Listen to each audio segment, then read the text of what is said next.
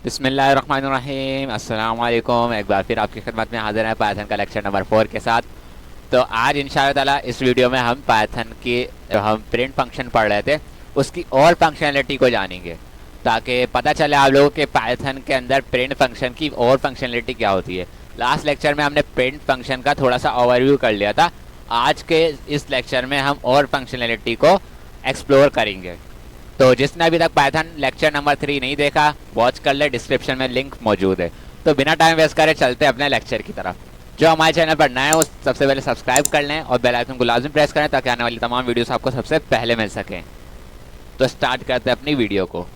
तो सबसे पहले हम आ जाते हैं अपने कॉलैब पर, जिस पर हम अपनी प्रोग्रामिंग कर रहे थे। बेसिकली एक नोटबुक कहलाती है। देखें हमारे पास पहले पाइथन का सारा काम मौजूद है। तो अगर जिसको ड्राइव का लिंक चाहिए तो मुझे कमेंट्स कर सकता है, मैं आपको प्रोवाइड कर दूंगा किस तरीके से करना है, किस तरीके से इस पर अपलोड करना है काम को। सारा मैंने पाइथन लेक्चर नंबर 3 में बताया हुआ है। तो सबसे पहले हम क्या करेंगे, यहाँ पर आएंगे और न्यू नोटबुक बना लेंगे, ठीक है, ताकि हमारी हर लेक्चर की एक नई नोटबुक बनकर आती रहे। तो आज का हमारा पाइथन लेक्चर नंबर 4 है, तो उसकी हेडिंग भी डाल लेंगे। अच्छा, किस तरीके से चलता है ये सारी चीज़ें मैंने आपको पिछली वीडियो में बताई हुई हैं, ठीक है, तो दोबारा बताने की ज़रूरत नहीं है। तो सबसे पहले यहाँ पर मैं हेडिंग डाल लेता हूँ पाइथन का लेक्चर नंबर 4।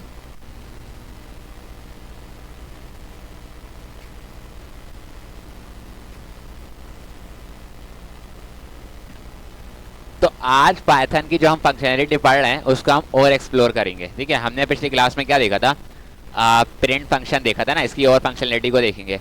प्रिंट फंक्शन हमारा क्या कर रहा था, सिंपल ना आर्गूमेंट्स ले रहा था, उसको प्रिंट करवा रहा था। मैं फर्स्ट करें यहाँ पर लिख लेता हूँ मोहित और यहाँ पर लिख लेता हूँ मैं कादरी। तो सिंपल मैं इसको एग्जीक्यूशन करता हूँ तो देखें मेरे पास क्या आएगा, एक मोहित कादरी प्रिंट होकर आ जाएगा। अच्छा, ये कनेक्टिंग हो रही है क्योंकि मैंने इसको कनेक्ट नहीं करा था। मैंने आपको कहा था ना इसको कनेक्ट करवाना पड़ता है। तो जैसे ये कनेक्ट हो जाएगा ना तो मेरा खुद ब खुद ये रन हो जाएगा। तो आपको सबसे पहले कनेक्ट करवाना पड़ता है। देखिए अब मेरा कनेक्ट हो चुका है। तो एग्जीक्यूशन के वक्त भी कनेक्ट हो जाता है, ये आप सबसे पहले कराते हो, बहुत अच्छी बात है। आप देख रहे होंगे मैंने जैसे इसको प्रिंट करा ना, सॉरी मैं इसको सेपरेट कर लेता हूँ, ठीक है। अच्छा जी, यहाँ पर भी मैं ये डाल लेता हूँ। अब मैं इसको एग्जीक्यूट करता हूँ तो मेरे पास एक मोहित कादरी आ गया है। अब आप देख रहे होंगे कि जो मैंने प्रिंट करा है ना मोहित कादरी, इसके दरमियान में एक स्पेस आ रहा है। आप कह रहे होंगे सर ये कहाँ से आ रहा है, कैसे आ गया ये तो हमारे पास था ही नहीं कोई स्पेस, है ना। ये हमारा सेव के मेथड से आया है।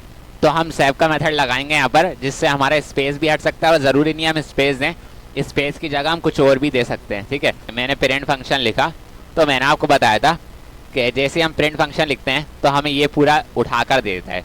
तो पिछली वीडियो में हमने ये तो देख लिया था कि वैल्यू क्या होती है।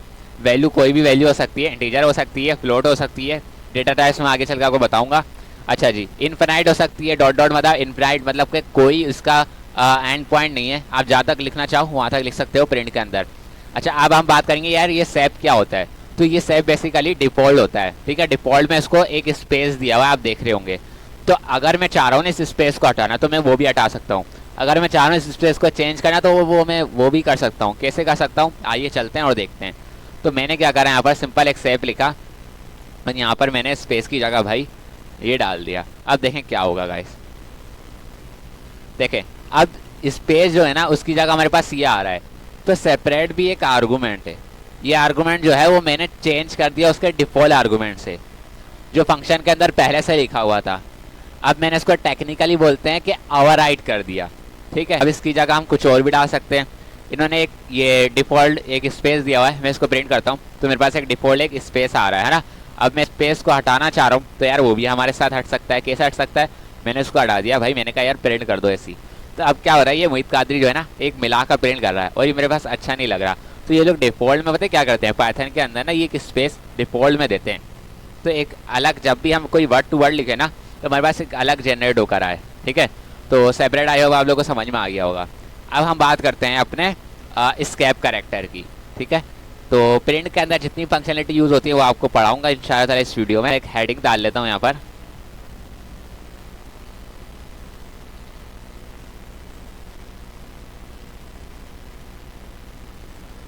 स्केप कैरेक्टर तो काफ़ी सारे होते हैं, मैं आपको दिखाता हूँ। देखें जब मैंने ये प्रिंट का फंक्शन यहाँ पर लिखा था ना, अब जैसे ही मेरे पास ये आया ना, अब एंड आ गया कुछ, है ना। तो ये अब एंड क्या होता है, अब इसको समझते हैं। बेसिकली हमारा एक स्केप कैरेक्टर होता है। हमारे पास पाइथन में काफ़ी सारे स्केप कैरेक्टर होते हैं, है ना। तो अब हम इसको देखते हैं भाई ये एंड क्यों लिखा हुआ है। तो अब मैं आपको बता देता हूँ कि स्केप कैरेक्टर होते क्या है और क्यों ज़रूरत पड़ती है उसको लिखने की, ठीक है। तो मैंने यार यहाँ पर लिख दिया, फर्ज करें विद लिख दिया दोबारा से, और यहाँ पर मैंने लिख दिया भाई कादरी। अब मैं इसको एग्जीक्यूट करता हूँ तो मोहित कादरी लिखा हुआ आ गया, ठीक है।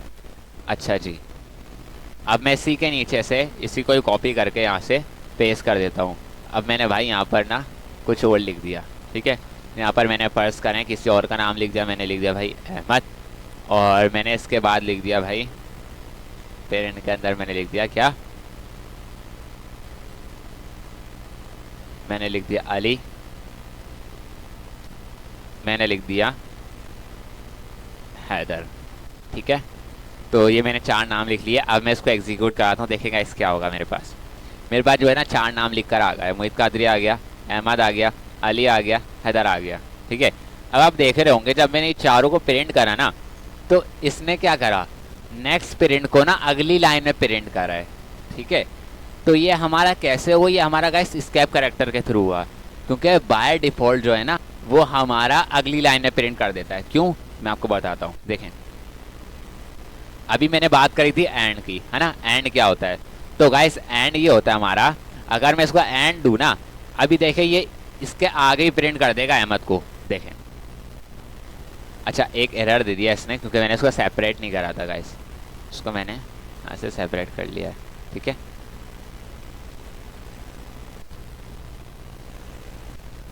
अच्छा, बेसिकली गाइस ये जो मैंने ऊपर सेप पढ़ाया था ना, इसको हम सेपरेट कहते हैं, ठीक है, क्योंकि हर वर्ड के दरमियान एक मखसूस चीज़ से सेपरेट हुआ है, तो हम कोई भी चीज़ डालकर उसको सेपरेट करा सकते हैं। अच्छा, यहाँ पर मैंने एंड लिखा, तो देखें अब मोहित कादरी के बाद ना इसने अहमद को उसी लाइन में ले लिया। बाय डिफ़ॉल्ट हमारा होता है एंड के अंदर क्या, एक स्केप कैरेक्टर डला हुआ होता है। स्केप कैरेक्टर क्या होता है, एंड। अब मैं प्रिंट करूँगा, गैस क्या होगा, नेक्स्ट लाइन में आया। क्यों, क्योंकि फंक्शन के अंदर बाय डिफ़ॉल्ट जो होता है ना, ये हमारा एंड ये डला हुआ होता है। इसका क्या मतलब होता है भाई, इसका ये मतलब होता है, मैं आपको बता भी देता हूँ।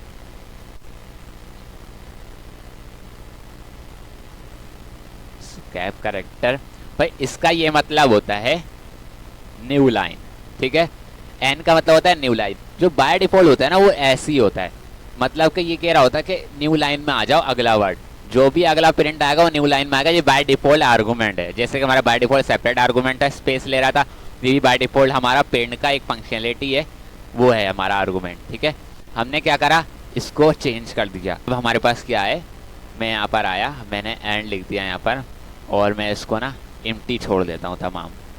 तो अब देखिएगा क्या होगा गाइस, मैंने यहाँ पर भी एंड लिखा और यहाँ पर इसको एम्प्टी छोड़ दिया। मैं इसको एग्जीक्यूट कराता हूँ, देखें क्या इसके होगा। मेरे पास एक नाम आ गया मोहित कादरी। अच्छा, मोहित के अंदर में स्पेस इसलिए आई क्योंकि भाई इसके बाद ये बाय डिफ़ॉल्ट स्पेस लेता है, सेप का मैंने आपको कॉन्सेप्ट समझा दिया है, ठीक है। उसके बाद भाई मैंने कहा एंड, क्या हुआ, एंड ने ये करा, अगली लाइन का जो हमारे पास डिफ़ॉल्ट था ना वो एन था, तो इसने एन को हटा दिया। अब भाई अगली लाइन जो आएगी वो इसी के आगे से आएगी, तो इसलिए यूज़ होता है बाय डिफ़ॉल्ट हमारा बैक स्लैश होता है। देखें, बैक स्लैश वो होता है जो हमारा उस तरफ झुका होता है जहाँ से हमारी एबीसीडी स्टार्ट होती है, ठीक है। और फॉरवर्ड स्लैश वो होता है जो आगे झुका हुआ होता है, ठीक है। अब मैंने एन लगाया, तो अब देखें क्या होगा गाइस। अब देखें मोहित कादरी अहमद अगली लाइन में प्रिंट करा, उसके साथ सारे अटैच कर दिए। क्यों, क्योंकि भाई हमारा बाय डिफ़ॉल्ट था। तो गाइस हमारे पास स्केप कैरेक्टर बहुत सारे होते हैं, बहुत सारे स्केप कैरेक्टर होते हैं। आपको एक असाइनमेंट दे रहा हूँ, आपको स्केप कैरेक्टर एक्सप्लोर करना है और उसको इम्प्लीमेंटेशन करनी है, ठीक है। कैसे करना है, देखें स्केप कैरेक्टर वो होते हैं जो स्लैश से स्टार्ट होते हैं, याद रखिएगा, बैक स्लैश से जो स्टार्ट होते हैं वो हमारे स्केप कैरेक्टर कहलाते हैं। अब कैसे सर्च करेंगे, आप इसको यहाँ पर लिखेंगे भाई स्केप कैरेक्टर इन पाइथन, तो आपके पास एक लिस्ट बनकर आ जाएगी, ठीक है। यहाँ पर आप क्लिक करेंगे, देखें ये तमाम स्केप कैरेक्टर आ चुके हैं, ठीक है। सिंगल क्वार्टर, बैक स्लैश, जो भी स्केप कैरेक्टर होता है ना वो स्लैश से स्टार्ट होता है।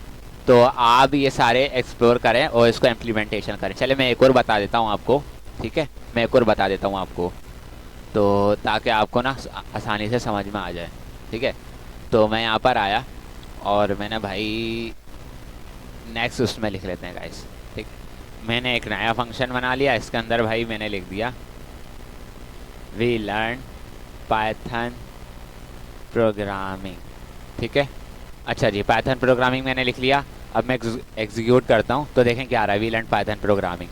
अच्छा जी, अब मैंने इसके बाद ये करा, मैंने अब / लगाया, अब मैंने टी लगा दिया। ठीक है, टी लगा दिया मैंने। अब देखें गाइस क्या होगा। तो वी के बाद ना इसने एक लंबा स्पेस ले लिया। क्यों भाई? भाई टी का मतलब होता है हमारा टैब। ठीक है, मैं यहाँ पर लिख भी देता हूँ, टी का जो हमारा मतलब होता है टैब। जब आप टैब दबाते हैं ना गाइस, तो हमारे पास 3 गुना स्पेस लेता है वो, याद रखिएगा। टैब जब दबाते हैं तो इसने 3 गुना स्पेस ले ली। ठीक है, तो हमारे पास काफ़ी सारे स्केप होते हैं, तो आप इसको ट्राई करिएगा, ये आपका असाइनमेंट है। तो आज के लिए इतना रखते हैं स्केप करेक्टर। इंशाल्लाह अगली क्लास में हम डेटा टाइप्स पढ़ेंगे। तो मिलते हैं नेक्स्ट वीडियो में, दुआ में याद रखिएगा। अल्लाह हाफिज़।